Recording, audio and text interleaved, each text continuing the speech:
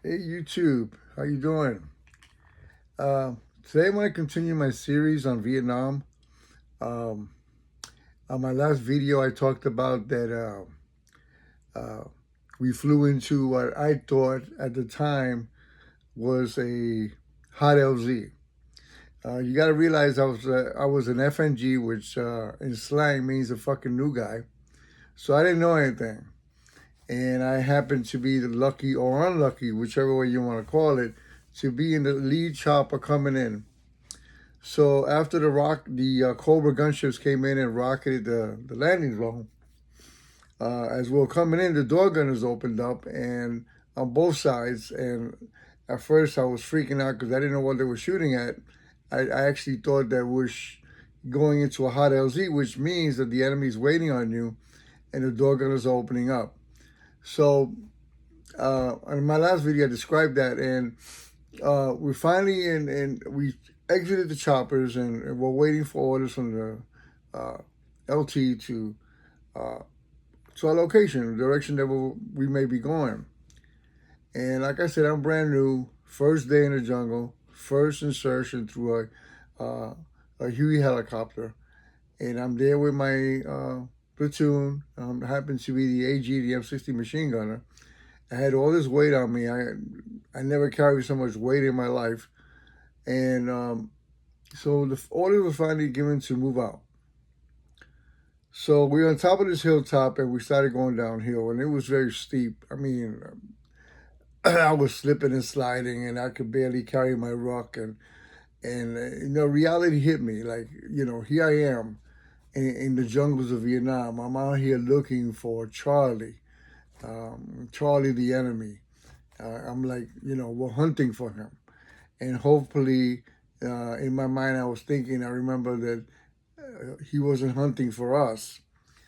And so I'm following the guy in front of me, and which happens to be the 60 gunner. And his name was Pancho. He was from California, Mexican American, very cool guy. And I found out later, a few weeks later, that he was short, meaning he was leaving country soon. And from AG, I was going to graduate to be the actual M60 gunner. Now, mind you, man, I'm a brand new kid. I'm an FNG, fucking new guy. I barely weighed, at that time, 130 pounds. I thought, wow, the Army had a nice sense of humor. Like, we're going to give me the 60.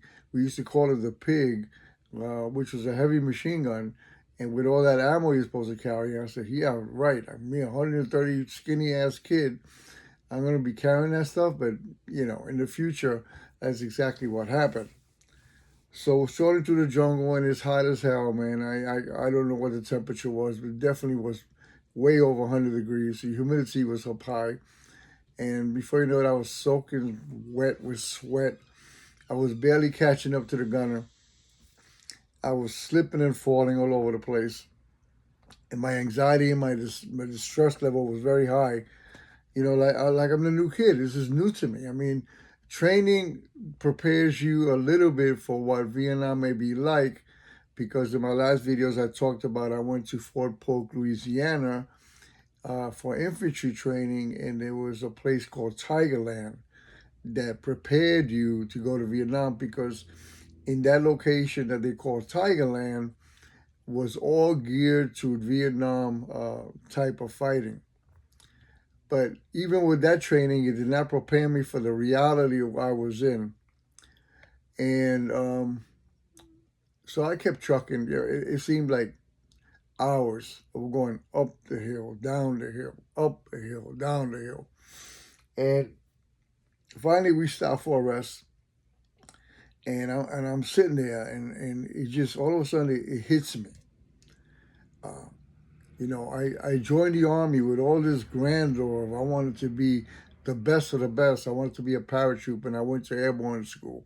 And in my mind, I wanted to aspire to be a ranger and green beret, all this stuff that as a young kid, you fantasize about. But when reality hits you, and you're in the jungles of Vietnam, and you're carrying a weapon, and your purpose is to find and kill a human being, plain and simple, knowing that if you don't find him first and he finds you, you're the one who's going to be the one killed.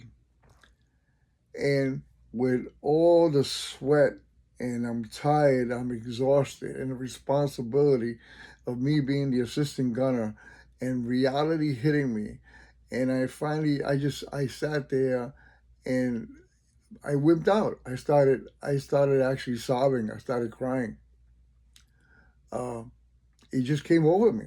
It just, these feelings came over me, and I was ashamed of myself because I noticed a couple of the guys noticed me crying, and I'm supposed to be a grown man. I'm a 19-year-old kid, and but none of them said anything to me. It's like if they knew that I'm going through my shit, let him be. You know, as long as he performs, as long as he continues with the mission, let him be. Let him go ahead and cry. Nobody told me a damn thing, and I respected that. Not at the time, but later on I did. Because with all the shame I had of the present moment and the reality of living in a place where I knew that I could die at any time, that my responsibility is to make sure that I kill the enemy. And all this reality hit me. This isn't training no more. Okay? I'm not in Kansas anymore. Okay? I'm in an actual jungle, a combat zone, fully geared up and ready to kill or be killed, and he just hit me. Anyway, I finally snapped out of it without the encouragement of nobody. And I always said that is the day, my first day in the jungle, that the young boy in me, the young kid in me, died there. And the man that I became to be was born there in that moment. So we finally given the order to move out, and we come upon a stream. And we're crossing the stream, and the water's kind of deep. It's getting up to waist high, going a little bit over to chest level. And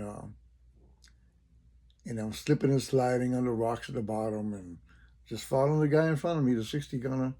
There's a few guys behind me. I didn't know what was going on. We're just following the LT with a compass. And I didn't like the feeling of being in the middle of the stream, because I figured if we get ambushed here, we're screwed. Well, finally, I see the guys going up this steep embankment, and it was muddy and stuff like that. And you had to help the guy behind you and pull him up, because you were slipping and sliding on the steep embankment. And I was standing, when I got there, I was standing on this, I looked down, and it seems like a big giant boulder that was buried on the bottom of the stream. And we finally got up. I finally was pulled up, and I continued going up this hill, which was steep. We found out later through the last guy that the boulder that we were standing on was actually a dud, a 500-pound bomb. Nobody freaking noticed it until the last guy noticed that it wasn't a rock. It was a freaking bomb that was embedded from a who knows what airstrike, how many years ago or recent, and it never exploded. And if that would explode, if I was stepping on it, hey, I wouldn't be here talking on this video. So we finally get up the hill, and this hill wasn't that big, and by that time we already, most of us were almost out of water. Mind you, we carried about 3 quarts of water. Some of us carried even more. So they did a water run. One of the squads sent 4 or 5 people with everybody's canteens that were empty to go back down to the stream and replenish our water supply. So I was on top of the small hill, and I did what, I wasn't tactically sound, and I did what we call a rucksack flop, where, you're so freaking exhausted, and you're going to sit down on the ground instead of being tactical and just being aware of your surroundings. Remember, I'm the effing new guy. I'm the fucking new guy. I didn't know nothing. I just sit down and flop on my back, let the weight carry me to the floor. When I did this and I'm resting and I'm waiting for the guys to come back with the canteens, I looked to, something told me to just look to my right and where just exactly where I was sitting. And I see like a yellow, shiny object embedded on the ground. And I'm looking at this thing. And it just did not fit in. In my mind, I was saying to myself, this thing here, I don't know what it is. This is man-made. This is not part of the jungle. This is some debris that somebody left. So I called my squad leader over, and to this day, I don't remember his name. And he came over and he looked, and real quick, like he just told me, don't move. That's an M203 dud round. So I said, fuck, if I would have sat on it, I'm talking about this thing was barely not even an inch, or less than an inch towards my butt.